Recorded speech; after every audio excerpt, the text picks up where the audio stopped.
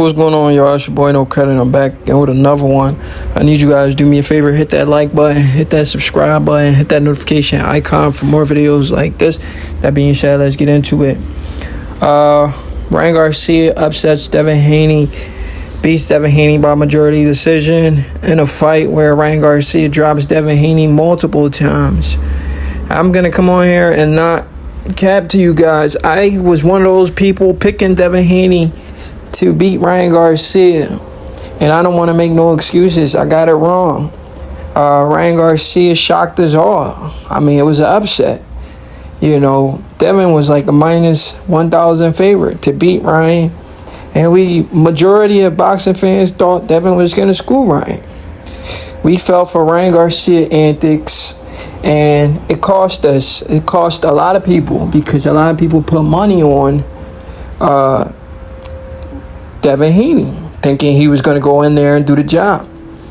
He told us Ryan Garcia, he kind of hurt Ryan Garcia in this little sequence right here, but Ryan ate it. But Devin got to realize he's never been a knockout artist, and that was his problem.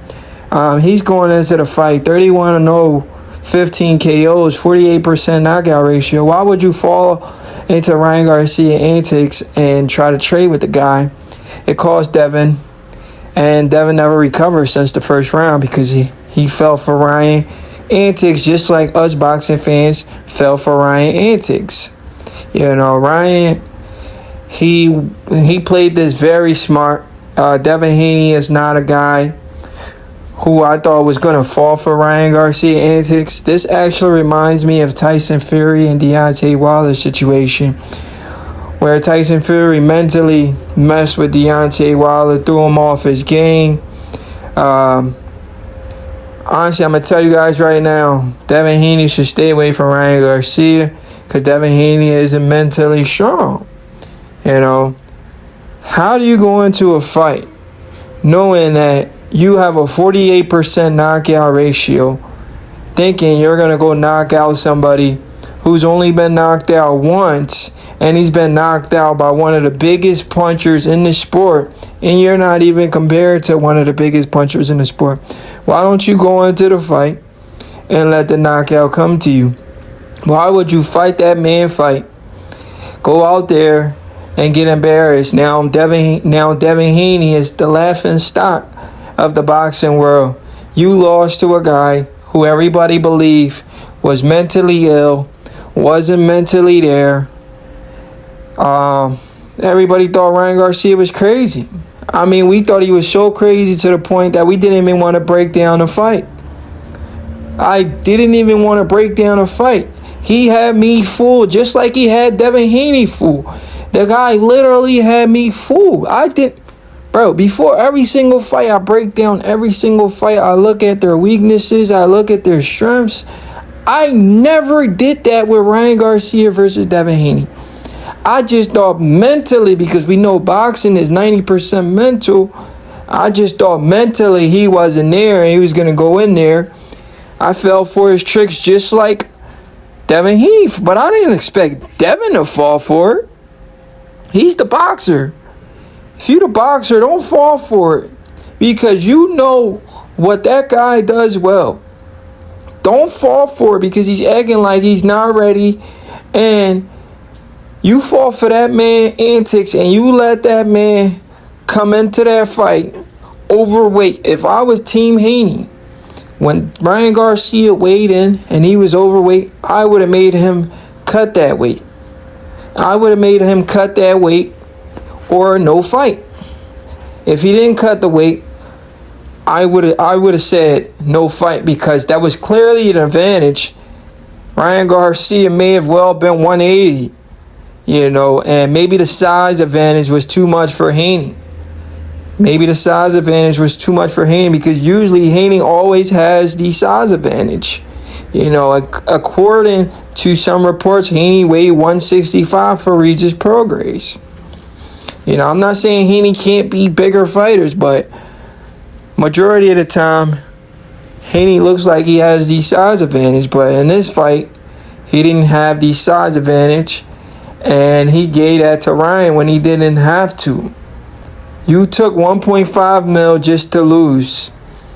Meaning, like, he took 1.5 mil extra just to let Ryan come in there overweight, strong as an ox, and punching right through him. He should have knew how strong Ryan was going to be, because Ryan didn't have to kill himself to make the weight. Devin Haney should have knew, if this guy doesn't kill himself to make... when you cut weight, you deplete your body, and you rehydrate, you're not as strong as you're supposed to be when you don't cut all of that extra pounds. And Devin Haney allowed this guy to be strong. I mean, that still would have never mattered if Devin would have fought his fight. But then again, maybe this is just a perfect example of styles make fights. Meaning, like, Ryan Garcia was just always a nightmare for Devin Haney. And Devin Haney didn't fix his flaws. And one of his biggest flaws, guys, was bringing his right hand back to his chin. He let Ryan Garcia made a name off of him. And I don't know how he's going to bounce back. I know the WBC is saying that Devin Haney is still the champion. But we'll see if they hold on to their word and keep the belt, or make the belt vacant where somebody else has to fight for the WBC belt. But I seen a report from Mauricio Suleiman, and he said Devin Haney is still the champion. He didn't lose the belt on this. He didn't lose the belt. Ryan won the fight, but Ryan never made weight, so he couldn't fight for their belt. We know a lot of people are trolling.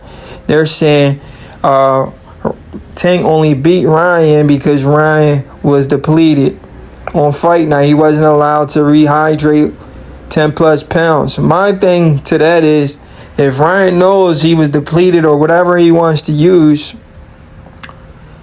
he shouldn't be fighting at those little weight classes, because those little weight classes are for guys that are actually supposed to make that weight and not come in at an unfair advantage. So you can't blame Tank for doing that.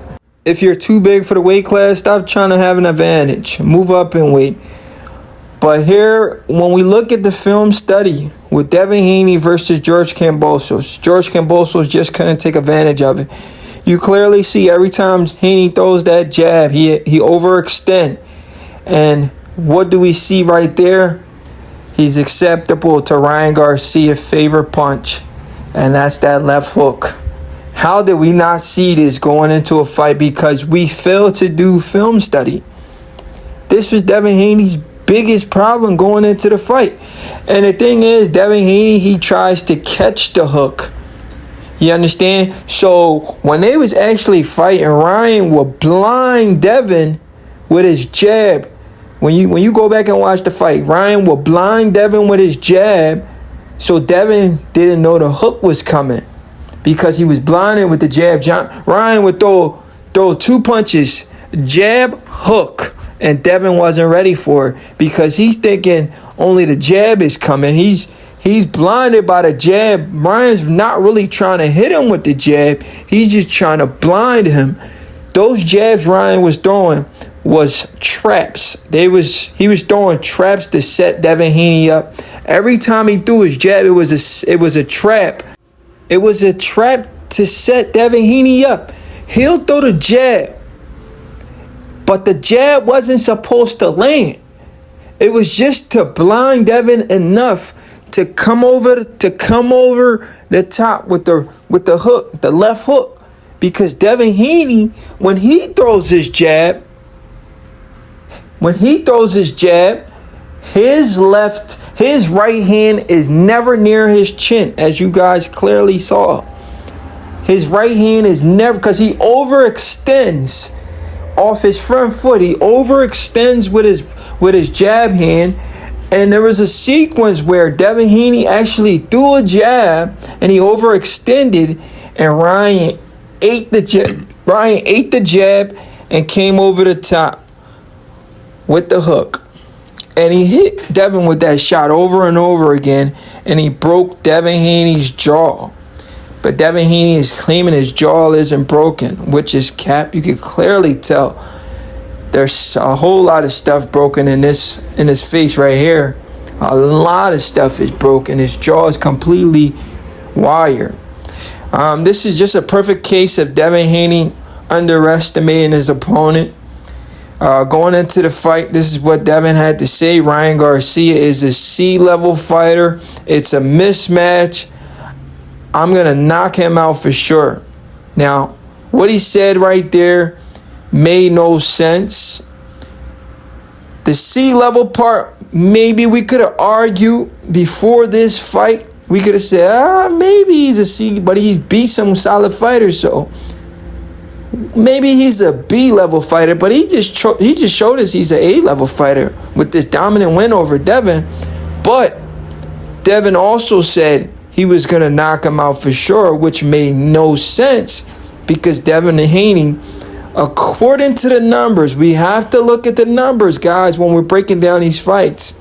Devin has never been a knockout artist, so that goes to show that Devin underestimated Ryan 100%. He said, I'm going to knock him out for sure, thinking he was going to go in there and walk Ryan Garcia down and knock him out, which made absolutely no sense, and that was his downfall, to go toe-to-toe with this guy when you should have just outboxed him and keep him at bay. But keep that right hand up when you throw your jab or roll under his hook, which Devin failed to do.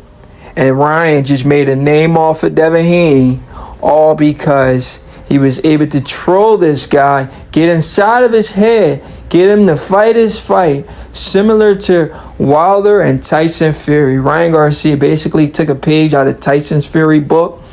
If Devin Haney's smart, he should avoid the rematch. He can't win the fight. Ryan has his number, and Ryan is overconfident right now. If he goes back into that rematch, he's going to lose. He's going to lose. It is what it is. Your boy, no credit. I'm out.